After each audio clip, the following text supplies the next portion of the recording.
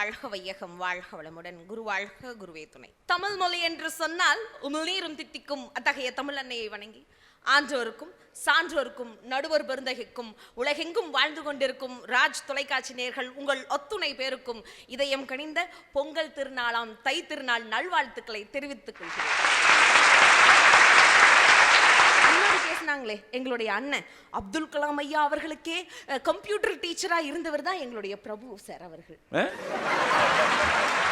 ஆக சிறந்த ஒருத்தர் பாருங்க. அவரு அப்துல் கலாம் ஐயா அவ்வளோ பெரிய ஆள் ஆனதுக்கு இவருடைய கம்ப்யூட்டர் தான் காரணமா? என்ன ரீல் 70mm பிலிம் அது உங்ககிட்டயே சுத்துறாரு.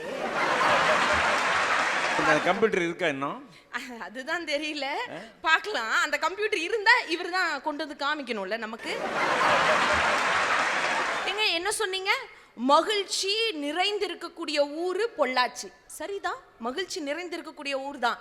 எதனால் அந்த மகிழ்ச்சி வந்துச்சு? உலகத்தையே வாழ வைக்கக்கூடிய, விவசாயத்தை தன்னுடைய மூச்சாக வச்சிருக்கக்கூடிய, சாட்சியாக விளங்கி கொண்டிருக்கக்கூடிய ஊர் தாங்க பொள்ளாச்சி. நம்ம தம்பி வந்தார், என்ன சொன்னார்? உங்களை பார்த்து சூப்பர் ஸ்டார் மாதிரி இருக்கீங்க. நீங்க போட்ட சட்டையை பார்த்தா இல்ல சார், வெள்ளை சட்டைனால இல்ல, உங்களுடைய புள்ளைய நல்ல வேலையில உட்கார வச்சிருக்கீங்க பாருங்க, அதனாலதான் சார் நீங்க சூப்பர் ஸ்டாரா இருக்கீங்க. இப்போ அர்த்தమైందా ராஜா? ఇప్పుడు చూడు. அவர் வெண்டைக்காய் விதை இருந்தா அவங்களுக்கு கொடுங்க, கத்திரிக்காய் விதை இருந்தா அவங்களுக்கு கொடுங்க, பரவாயில்லைங்க. அந்த விதையை வச்சுனாச்சு எப்படியாச்சும் பாடுபட்டு விவசாயம் பண்ணி சாப்பாடுனாச்சு சாப்பிட்றோம். இவங்களோட 2G 3G டேட்டா வச்சு நாங்கள் என்ன பண்ண முடியும்? ஒன்றும் இல்லை. அந்த டேட்டா வச்சு என்ன தெரியுமா ஐயா நடக்குது இப்போல்லாம்? கம்ப்யூட்டர் எடுத்து பாருங்க, உங்கள் 2G 3G டேட்டா எடுத்துக்கோங்க, யூடியூப் திறந்து பாருங்க. வாங்க, வெல்கம் ஹோம் டூர் பார்ப்போமா, எங்களுடைய கிச்சன் டூர் பார்ப்போமா, எங்களுடைய பாத்ரூம் டூர் பார்ப்போமா, எங்களுடைய ஃப்ரிட்ஜுக்கெல்லாம் டூர் வச்ச ஒரே இயக்கம் இவங்களுடைய கணினி இயக்கம் தான். இதுல எங்கத்த போய் தேசம் மேம்பாடு அடைகிறது? ஒரு நிமிஷம் யோசிச்சு பாருங்க. இன்னும் வாஷிங் மிஷினுக்கு தாங்க டூர் வைக்கல, அதுக்கும் ஏதாச்சும் ஒரு ஆப் இருந்தா அதையும் வச்சு விட்டுருவாங்க. இதுல கூகுள் பே இருக்குது, போன் பே இருக்கு, டிஜிட்டல் பே இருக்கு. கையில காசு இருந்த வரைக்கும் எவ்வளவு செலவு பண்ணணும்னு தெரியும். எது இல்லாம போனோன்னே இங்க பெப்பேன்னு முழிச்சுற அளவுக்கு தான் எல்லாத்தோட வாழ்க்கையும் இருக்குது. பார்த்துக்கோங்க, எவன் என்ன எடுக்கிறானே தெரியறது இல்லை. இதுல வேற தென்னை வச்சா கூடி வாழ்க்கையில பெரிய விஷயம் இல்லையா, 1000 தென்னை இருந்தாலும் பெரிய விஷயம் இல்லையா. ஒரு ஆப் போதுமா? அந்த ஆப் செய்யற ஆப் என்னன்னு சொல்லட்டுமா? என்னங்க பேசிட்டு இருக்கீங்க?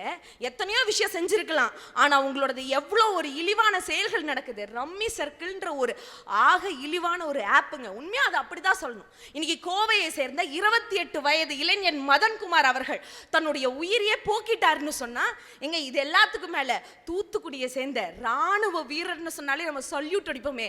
அந்த ராணுவ வீரர் இதுல பல லட்சத்தை இழந்துட்டோம்னு சொல்லி மணிதுரைங்கிறவரு அம்மா கூட போன்ல பேசிட்டு இருக்கும் போது துப்பாக்கியால சுட்டு தற்கொலை பண்ணிட்டாங்க. அதுதான் உங்க ஆப்பினுடைய சாதனையா? தம்பி சொல்றாரு, எப்படி நீங்க கல்யாணம் பண்ணி வைக்கணும் தெரியுமா? யாருக்கு? எங்களுக்கே பாடம் எடுக்கிற மாப்பிள்ளை கவுண்டர் பாடமே எங்க ஊர்ல தான் எடுத்தாங்க. நீங்க எங்களுக்கே பாடம் நடத்துறீங்கன்னா பார்த்துக்கோங்களேன். எப்படி பிஇ படிச்ச பையனுக்கும் பிஎஸ்சி படிச்ச பொண்ணுக்கும் கல்யாணம் பையன், அதனாலதான் ஆன்லைன்லயே டைவர்ஸ் வாங்கிட்டு போயிடும். அதுதான் பார்த்துக்கோங்க. இதுல எங்களுடைய வாட்ஸ்அப்ல பாக்குறோம், ஃபேஸ்புக்ல பாக்குறோம், லைக்க போடு, ஷேரை போடு, எல்லாம் போட்டு மண்டையை போட்டா கூட அவன் லைக்க தான் போடு. எங்களுடைய 1000 சொற்கள், 1000 விஷயம், திருவள்ளுவர் மொத்த குறளையும் ஒரு ஆப்ல வச்சிருக்காங்க. எங்களுடைய செல்போன்ல தானே பாக்குறீங்க. எங்க ஒரு வைரஸ் வந்தா போயிடும், அத்தனையும் கரெக்ட் ஆகி முடிஞ்சு வச்சு. அப்புறம் வீரமுத்துவேல் பாத்தீங்களா எப்படி சேட்டலைட் விட்டாரு? அவங்க அப்பா பழனிசாமி எதனால தெரியுமா கண்ணீர் விட்டுருப்பாரு? கழனில நான் கால் பதிச்சனாலதாயா உன்னுடைய இன்னைக்கு வாழ்க்கை இன்னைக்கு விண்ணுலகம் வரைக்கும் போயிருக்குன்னு சொன்னனால, அந்த விவசாயினாலதான் சார் இன்னைக்கு தேசம் மேம்படுது. ஆளுக்கு பாரதியார கையில் எடுத்துட்டாங்க. உண்மையாலுமே பாரதியார் என்ன தெரியுமா ஐயா சொன்னாங்க? மண் வெட்டி கூலி தின்னல் ஆச்சே, எங்கள் வாழ் வழியும் வேள் வழியும் போச்சே, விண்முட்டி நின்ற புகழ் போச்சே, இந்த மேதனியில் கெட்ட பெயர் ஆச்சே, நானிலங்கள் வில்லினோடு தூண்டி நல்ல நாளு மிகு சமூகலியும் பேணி பூனிலிங்கு தின்ன கதை கொண்டு போர் செய்த காலமெல்லாம் பண்டு, ஏழை எளியவர் வீட்டில் இந்த ஈன வயிறுபடும் பாட்டில் கொள்ளை எலிகள் அல்லவா பொருள் கொண்டு வந்து சொல்ல துடிக்குதடா நெஞ்சம், வெறும் சோத்துக்கோ வந்தது இந்த பஞ்சம் அப்படின்னு பஞ்சத்துல அடிபட வைக்கிறதாங்க உங்களுடைய கணினி. இவங்க எல்லாரும் பேசுறது என்னங்க தெரிஞ்சது? சோறு, விவசாயினா சாப்பாடு, விவசாயினா சாப்பாடு மட்டும், மிஞ்சி மிஞ்சி போனால் ஒரு நல்ல வாழ்க்கை வாழலாம், அவ்வளோதாங்க எல்லாரும் நினச்சிருக்காங்க. எல்லாத்துடைய அறிவும் அவ்வளோதான் இருக்கு. அதுக்கு மேலே போனால் எங்கள் அம்மா சொன்ன மாதிரி ஒரு டைலாக் தான், விவசாயி சேத்துல காலை வச்சாதான் நம்மளாம் சோத்துல கை வைப்போம்னு சொல்லிட்டு அந்த விவசாயத்துக்கே மிகப்பெரிய துரோகம் பண்ற கூட்டம் தான் அந்த கூட்டம். என்னங்க இவங்களும் எப்படி பந்தா விடுறாங்க தெரியுமா? நாங்கெல்லாம் இன்னைக்கு ஆன் சைட் போனோம்னா டாலர்லயே சம்பாதிப்போம், எங்களுடைய கணினி அந்த அளவுக்கு கொடுத்துருக்கு, காசு கொடுத்தா போதுங்க, கம்மங்கூழா இருந்தாலும் கெலாக்ஸ் இருந்தாலும் வீட்டுக்கு வரும், டல்கோனா காஃபில இருந்து டோனட் பீஸா வரைக்கும் எடுத்துப்போம். இல்ல இயற்கையில சாப்பிடணும்னு சொல்றீங்களா, அதே அந்த டாலரை கொடுங்க, கருப்பு கவுனில இருந்து மாப்பிள சம்பா வரைக்கும், ஆர்கானிக் வெஜிடபிள்ஸ்ல இருந்து எக்ஸ்போர்ட் வெஜிடபிள்ஸ் வரைக்கும், வீட்டு சாப்பாடுல இருந்து 5 ஸ்டார் ஹோட்டல் சாப்பாடு வரைக்கும் ஆன்லைன்ல ஆர்டர் போட்டா வீடு தேடி வரும்னு நீங்க சொல்றீங்களே. எங்க விவசாயி ஐயா, நீங்க கலைத்துறையில இருக்கீங்க, உங்களுக்கெல்லாம் ஒரு விஷயம் சொல்றேன். கடைசி விவசாயின்னு ஒரு படம் வந்துச்சு, நீங்க பாத்தீங்களா? அதுல ஒரு சீன் இருக்குங்க, உண்மையா நொந்து போயிட்டேன். அந்த கோட் சீன்ல அந்த ஐயா நின்றுட்டு இருப்பாரு, அவருக்கு காது கேட்காது. அப்போ மயில நீங்க கொன்னீங்களாமே அப்படின்னு சொல்லி கேட்கும்போது இன்னொரு ஆள் சொல்லுவாரு, டிரான்ஸ்லேட் பண்ண சொல்லும் அந்த ஜட்ஜம்மா. அதுக்கு அவர் சொல்லுவாரு, மயில நீ கொண்டையாமா? மயில நான் கொண்டனா? யார் சொன்னா? அது சுப்பிரமணிய வாகனமாச்சே, மயில் வாகரனை போய் நான் கொல்ல முடியுமா? அழகான மயிலை நான் கொல்ல முடியுமா? செத்து கடைஞ்சது எடுத்து புதைச்சேன், யார் இவர் சொன்னாரா? அவரு சொன்னான்னு கேட்கும்போது அந்த விவசாயத்தினுடைய பரிதாபனுடைய நிலை என்னன்னு சொல்லி அந்த இடத்திலே நம்மளுக்கு புரிஞ்சிரும்னு சொன்னா அந்த விவசாயினுடைய அந்த படத்தினுடைய கடைசியில வருங்க. மொத்தத்தையும் போலீஸ்காரங்கிட்ட சொல்லி யார்கிட்ட சொல்லி அந்த வயலை பார்த்துக்க முடியாது. அவரோட பட்ட பாட மொத்தத்தையும் அந்த ஜட்ஜம்மா புரிஞ்சுக்கிட்டு கடைசியில அஞ்சறிவு உயிரான அந்த யானை முதற்கொண்டு எல்லாம் வந்து நாத்தை எல்லாம் திரும்ப எடுத்து நட்டு வைக்கும் போது இப்பதான் என் தமிழன் தலை நிமிர்றான் அப்படின்னு சொல்ற அளவுக்கு விவசாயத்தை சொல்ல முடியும்னா இதுதாங்க அது மேம்பாடு அடையுதுன்னு சொல்றேன்.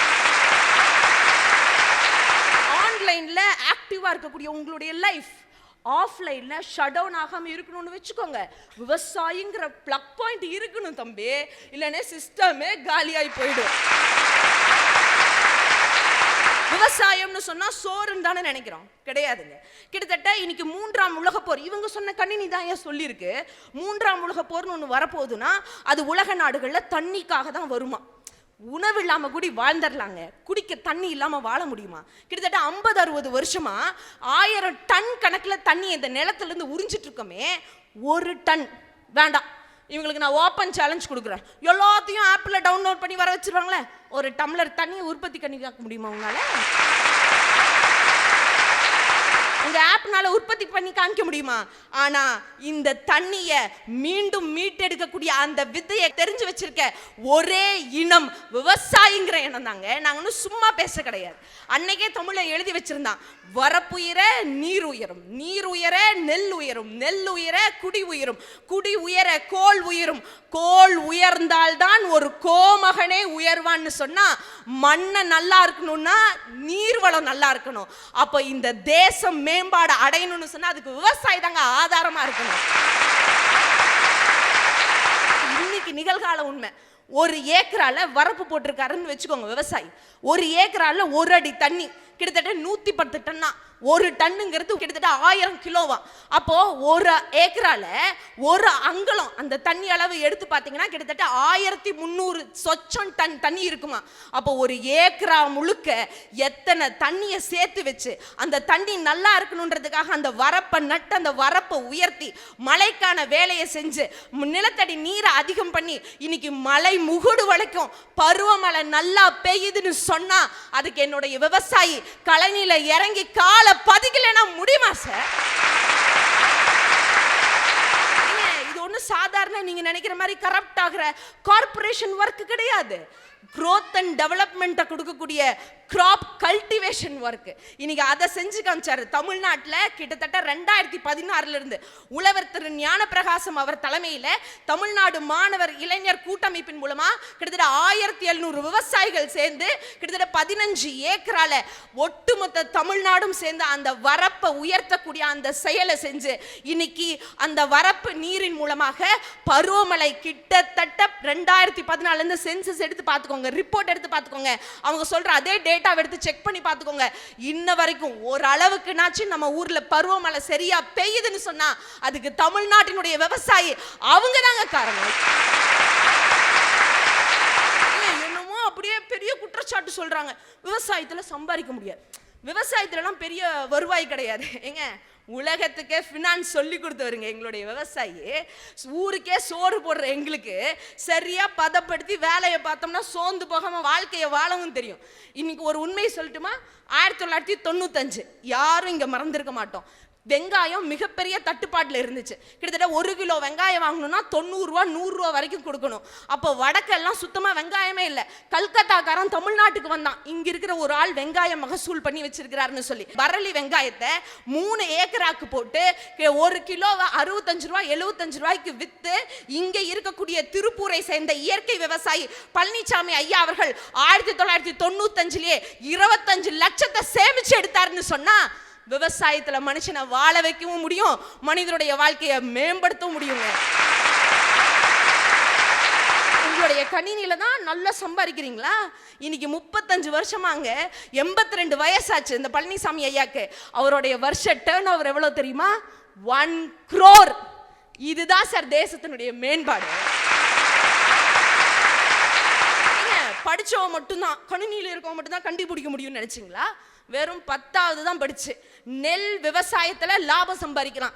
இயற்கை விவசாயம் தான் எல்லாத்துக்கும் ஆதாயம்னு சொல்லி நெல் விதைகளை ஆராய்ச்சி செய்து பாரம்பரிய நெல் விதைகளை மீட்டெடுத்து 2005 தனது பண்ணையிலே நெல் திருவிழாவை நடத்தி கிட்டத்தட்ட 170 பாரம்பரிய நெற்களை மீட்டெடுத்து அதை மற்ற விவசாயிகளுக்கு இலவசமாக கொடுத்து 2005 கூடி 147 விவசாயி தான் அந்த திருவிழாவில் கலந்துக்கிட்டாங்க.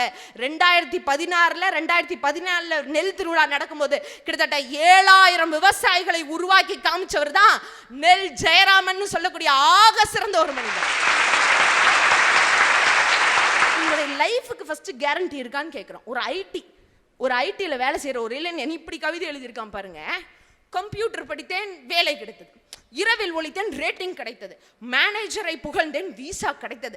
ஆன்சைட் சென்றேன், பணமும் கிடைத்தது. கம்ப்யூட்டர் திரை கண்ணை மறைத்தது, கல்யாணத்திற்கு முன்னே என் தலையும் நிறைத்தது. பெஸ்ட் எம்ப்ளாய் என டீம் உரைத்தது. சர்டிபிகேட் மட்டும் கொடுத்து என் ஹைக்கை தடுத்தது. 6 வருடம் பின்னே அறிவுக்கு தெரிந்தது, தேய்ந்த ஐடி கார்டு சொன்னது என் வாழ்க்கையே தொலைந்தது. ரேட்டிங் எப்படி போனதென்றே புரியவில்லை, டேட்டிங் எப்படி போவதென்றே தெரியவில்லை. எரிமலையில் லாவா, என் வேலையோ ஜாவா. F1 அமுக்கினால் ஹெல்ப்புக்கும் யாரில்லை. என் வாழ்க்கையினும் டாக்குமெண்டில் என்னையே காணவில்லை. கூகுளிலும் தேடினேன், எங்கேயும் கிடைக்கவில்லை. கிளைண்ட் காலை உறுதிப்படுத்தினேன், என் கல்யாண காலை உதாசீனப்படுத்தினேன். கம்பெனிக்காக வாழ்க்கையே துறந்தேன், வாழ்க்கைக்கு ஒரு கம்பெனி வேண்டும் என்பதையே மறந்தேன். ஆன்சைட் வேண்டுமானால் இப்பொழுது கிடைக்கும், நான் தொலைந்த வாழ்க்கை எப்பொழுது கிடைக்கும். வயல் லூப் போல எப்பொழுதும் சுற்றி கொண்டே இருக்கிறேன். எக்ஸிட் வேண்டும் என்று ஏக்கத்துடன் கத்தினேன். இஎம்ஐ லோன்கள் இஃப் கண்டிஷனாக இருக்கிறது. என் ஒர்க் பிரஷர் ஆயிலையே அளிக்கிறது. வாழ்ந்து கொண்டே சாகிறேன் இப்பொழுது, சாவதற்கு முன் வாழ்வதுதான் எப்பொழுது அப்படின்னு சொல்லி ஒரு ஐடியில் எங்கன்னு கேட்டான்னு சொன்னா யோசிச்சு பார்க்கணும். இன்னைக்கு ஆர்டிஃபிஷியல் இன்டெலிஜென்ஸை பத்தி எல்லாம் பேசினாங்க. இன்னைக்கு உங்களுடைய அதே டேட்டா தான் சொல்லுது, ஆர்டிஃபிஷியல் இன்டெலிஜென்ஸ்ங்கிறது மிக மோசமான ஒன்று. மனிதனை தாண்டி ஒரு செயல் இருக்குன்னு சொன்னா அதுதான் ஆர்டிஃபிஷியல் இன்டெலிஜென்ஸ். இதெல்லாம் பத்தி நிறைய பேர் பேசிட்டாங்க. இதுக்கு ஒரு சரியான உதாரணம் சொல்லட்டுமா? நடுவர் அவர்களே, ஒரு சின்ன வேண்டுகோள். இந்த இந்திரன் படத்துல நம்ம தலைவர் எல்லாத்தையும் நிக்க வச்சு ரொட்டேட் அப்படின்னு சொல்லுவாங்கல்ல, அது ஒரு நிமிஷம் சொல்லுங்களேன். ரொட்டேட். அதுல என்ன ஆகும்? எல்லாம் சுத்தும். நல்லா இருக்க ஒரு மனுஷன் மட்டும் மாட்டிட்டு மே முடிஞ்சுதா, வசி மாட்டிடடா, வசி மாட்டிட்ட. அந்த வசியம் பண்ற மருந்து தாங்க அந்த ஏஐங்கிற ஆர்டிஃபிஷியல் டெக்னாலஜி. அது இன்னைக்கு வளர்ந்து வந்துச்சுன்னு வச்சுக்கோங்க, மனுஷ வாழ்க்கையவே முடிச்சிருங்க முழுசா. இதுதாங்க உண்மை. இதை பத்தி ரிசர்ச் பண்ணணும். இதெல்லாம் தெரியாம கணினி தான் எல்லாம் செய்யுதுன்னு சொல்றீங்க. உண்மையாலுமே தமிழ்ல இங்கிலீஷ்லன்னு சொல்லி ஆக சிறந்த ஒரு நடிகராக வளம் வந்து எம்எல்ஏ எம்பி மந்திரின்னு சொல்லி எல்லா வகையிலையும் உலா வந்து 23 வருஷமா சாஃப்ட்வேர் நிறுவனத்தையும் நடத்தி இன்னைக்கு ஐடி ஃபீல்ட்ல அவர் தான் டாப் கிளாஸ்ல இருக்கார் அமெரிக்கால. ஆனா இதுல எல்லாம் எனக்கு நிம்மதி கிடையாது, இந்த தொழிலெல்லாம் எனக்கு வேணாம், நான் ஒரு விவசாயியா தான் இருக்க ஆசைப்படுறேன்னு சொல்லி 1000 ஏக்கரால 300 ஏக்கரால ஆடு கோழி பண்ணையெல்லாம் வச்சு கிட்டத்தட்ட 200 ஏக்கரால புல்ல விளை வச்சு மிச்சம் இருக்க இடத்துல எல்லாம் காய்கறி விளைச்சலை போட்டு ஒரு தமிழன் அமெரிக்கால விவசாயம் செஞ்சு சாதிச்சுட்டு இருக்காருன்னு சொன்னா அவரு தான் நடிகர் நெப்போலியன் சொன்னா இதான் சார் தேசத்தை மேம்பாடு அடைய செஞ்சிருக்கு. பெண்களுக்கு நீங்க தான் ஊக்குவிக்கிறீங்களா? போங்க சார், இதெல்லாம் யாருக்கிட்டயாச்சும் போய் சொல்லுங்க. படிக்காத பெண்களுங்க காஞ்சிபுரம் மாவட்டத்தில் அத்திப்பாக்கன்ற ஊர்ல 2015 HRDF ஒரு அமைப்பின் மூலமாக 15 படிக்காத கிராம பெண்கள் இன்னைக்கு விவசாயம் செஞ்சு, அதாவது விளைச்சலே வராதுன்னு சொன்ன அந்த நிலத்துல அரசாங்க கிட்ட இருந்து கடன் வாங்கி அந்த மூலமாக உழுது அங்க ஒரு கிணறு நட்டு இன்னைக்கு இவங்க சொன்ன மாதிரியே கொண்டக்கடலை, வெண்டைக்காய், கத்திரிக்காய், பூசணிக்காய்னு எல்லாத்தையும் போட்டு தான் வாங்கின கடனையும் அடைச்சு தான் 15 பேரும் தான் வாழ்க்கையை உயர்த்தி இன்னைக்கு அந்த கிராமத்தையே உயர்த்தி இருக்காங்கன்னு சொன்னா இது தேசத்தினுடைய மேம்பாடு சார். சென்னையை சேர்ந்த அர்ச்சனாங்கிற ஒரு பெண் இன்னைக்கு யூடியூப்பை போய் பாருங்க, ஏன்னா உங்க கணினிக்கே வருவோம், ஏன்னா எங்க கலனி சிறந்ததுன்னு நாங்கள் உங்களுக்கு காமிக்கணும்ல, ப்ரூஃபுக்காக மட்டும் சொல்றேன். அந்த அர்ச்சனாங்கிற பெண்ணு கிட்டத்தட்ட ஐடி துறையில படிச்சு ஹைடெக் சிட்டியில ஒர்க் பண்ணிட்டு இருந்தவங்க தான். ஹைடெக் சிட்டி எல்லாம் வேணாம், எனக்கு கிரீன் சிட்டி தான் வேணும், நான் சாப்பிட்ற சாப்பாட்டுலேயே நிறைய நஞ்சு கலந்துருக்கு, இந்த மக்களுக்கே இதை நான் மாற்றணும்னு சொல்லி 80 இயற்கை விவசாயிகளை உருவாக்கி ஐடி துறையை சார்ந்த அர்ச்சனாங்கிற பெண்ணு 80 விவசாயிகளை உருவாக்கி இன்னைக்கு 8000 குடும்பங்களுக்கு சென்னையில நஞ்சில்லா உணவை வழங்கிட்டு வராங்கன்னு சொன்னா இதுதான் சார் தேசத்தினுடைய மேம்பாடா இருக்கு.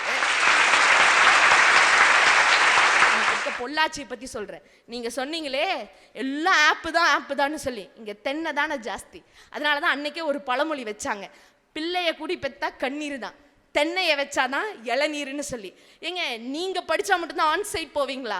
இங்க இருந்துட்டே கிட்டத்தட்ட தென்னங்கண்ணை மட்டும் வச்சு தென்னை மரத்துல இருந்த அந்த ஷெல், அந்த கோகனட் ஷெல் இருந்து இன்னைக்கு தேங்காய் பால் வரைக்கும் இளநீர்ல இருந்து எல்லாத்தையும் பதப்படுத்தி இந்த பொள்ளாச்சி மாநகரத்தை சேர்ந்த சக்தி கொக்கோ ப்ராடக்ட்ங்கிற காமராஜர் அவர்கள் ஆக சிறந்த தொழிலதிபராக இன்னைக்கு வளம் வந்துட்டு இருக்காருன்னு சொன்னா இதுதாங்க. படிச்சவன் படிக்காதவன், ஆக்டர், பொலிட்டிக்கல், விஞ்ஞானி, கிட்டத்தட்ட டாக்டர், இன்ஜினியர் எல்லாருமே இன்னைக்கு நாடி வர்றது எங்களுடைய விவசாயத்தை தான் சார். சந்திரயானை விட்டீங்க, சல்யூட் அடிக்கிறோம். ஆதித்யா விண்கலத்தை சூரியனுக்கு அனுப்பிச்சிங்க, பெருமைப்பட்டோம். அதாவது ஷேர் மார்க்கெட்ல நம்பர் 1 வந்தீங்க, ரொம்ப ரொம்ப பெருமைப்பட்டோம். அது எல்லாத்துக்கும் மேல என்ன சொன்னீங்க? கூகுள் நிறுவனத்தினுடைய CEO. இப்ப வர விஷயத்துக்கு என்ன சொன்னீங்க? கூகுள் நிறுவனத்தினுடைய CEO வந்து 16 நிமிஷம் ஒரு இளைஞர்கிட்ட பேசினாரு. அப்படிதான் அந்த பையன் சொன்னாரு. 16 நிமிஷம் ஒரு இளைஞர்கிட்ட பேசுறாரு. எதை பத்தி பேசினாரு? கம்ப்யூட்டர் டெவலப்மெண்ட் பத்தியா பேசினாரு? விவசாயத்தை எப்படி மேம்படுத்துறதுன்னு சொல்லி ஒரு கணினி பொறியாளர் பேசியிருக்காருன்னு சொன்னா இது சார் ஆக சிறந்த டெவலப்மெண்ட்டுக்கான விஷயம். ஊருக்கே சோறு போடுறவன் விவசாயி சொல்லும் போது பெருமைதான். ஆனா அந்த சோறு போடுற விவசாயி தமிழ்நாட்டில இருந்தா உருவாகணும், தமிழ்நாட்டு விவசாயி தான் உலக விவசாயிக்கு காட் ஃபாதரா இருக்கணும்னு சொல்றோம் பாத்தீங்களா? அதுலதான் சார் பெருமை. இன்னைக்கு சயின்ஸ் அண்ட் டெக்னாலஜி தான் எல்லா நாடுகளும் தேடி போயிட்டு இருக்குன்னு சொல்லிட்டு இருக்கோம். இன்னைக்கு நிதர்சனமான ஒரு உண்மையை சொல்றேன், சயின்ஸ் அண்ட் டெக்னாலஜி எல்லாம் இனி வாழ்க்கைக்கு ஏடுபடாது அப்படின்னு சொல்லி இன்னைக்கு பாலைவனமா இருந்த ஒரு நாடு சார், செடி கூட முளைக்காதுன்னு சொல்லிட்டாங்க. 30% மட்டும்தான் அங்க நல்ல நீரே இருக்கு. 70% யூஸ் பண்ண வாட்டரை சுத்திகரிக்கப்பட்டு கிட்டத்தட்ட செடிகளை வளர்த்து பசுமை புரட்சியின் மூலமாக விவசாயத்துக்கு உலக நாடுகளுக்கு சவாலாக விட்டு இன்னைக்கு கொடி கட்டி பறந்து கொண்டிருக்கக்கூடிய நாடு என்று சொன்னால் அது இஸ்ரேல். இந்த நாடுகளே எங்களுக்கு மிக சிறந்த சான்றாக இருக்குன்னு சொன்னா என் விவசாயி அந்த கழனியில கால் பதித்தாதான் சார் இந்த தேசமே மேம்பாடு அடையும். இவங்க சொன்னாங்களே உங்களுடைய டெக்னாலஜி. ஆமா சார், டெக்னாலஜி நிறைய செஞ்சிருக்கு. நான் செஞ்சது என்னன்னு மட்டும் சொல்லவா? இவங்க கோழி கொடுத்தாங்க, அந்த கோழி முட்டை வச்சுச்சு. ஆனா அந்த முட்டை குஞ்சு பொரிக்கல சார். நிமிஷம் யோசிச்சு பாருங்க. அவங்க தக்காளி விதைய கொடுத்தாங்க, அதை வச்சு நாங்க தக்காளி விளை வச்சோம். தக்காளிக்குள்ள விதை இல்லையே. மரம் நட்டு வச்சாங்க, மரத்துல இருந்து திராட்சை வந்துச்சு. ஆனா அந்த திராட்சையை திரும்ப என்னால நட முடியல சார். இவங்க மாடு கொடுத்தாங்க, அந்த மாடு பால் கறக்கணும்னு சொல்லி அவங்க ஊசியும் போட்டாங்க. ஆனா அந்த மாடு செனையே ஆகலையே சார். ஒரு நிமிஷம் யோசிச்சு பாருங்க. முட்டையில தொடங்கி மரத்துல வளர்ந்து இன்னைக்கு மாட்டுக்கு வந்து நிக்கிறதே உங்களுடைய கணினி. எங்களுடைய மனுஷனத்தோட இன்னும் எத்தனை நாள் இருக்கும்? தேசம் மேம்பாடு மேம்பாடுன்னு கணினின்னு பேசுறீங்களே, கணினினால மேம்பாடு இல்ல, உங்க கணினினால இந்த மனித இனத்துக்கே மிக சிறிய சாபம்தான். ஆக இந்த கணினியை தாண்டி கடைசி மரம் வெட்டுண்டு வரைக்கும், கடைசி துளி நீர் நஞ்சாகிற வரைக்கும், கடைசி மீன் பிடிபடு வரைக்கும் மனித உணர்வான். அப்பதான் கணினியை காட்டிலும் கழனிதான் மேம்பாடு மேம்பாடு என்று சொல்லி ஒரு விவசாயி கழனியில கால் பதிச்சா மட்டும்தான் இந்த நாடே மேம்பாடு அடையும் என்பதை ஆணித்தரமாக கூறி வாய்ப்பளித்த அனைத்து நல்ல நெஞ்சங்களுக்கும் நன்றி பாராட்டி இடம் அமர்கிறேன். வாழ்க வளமுடன்.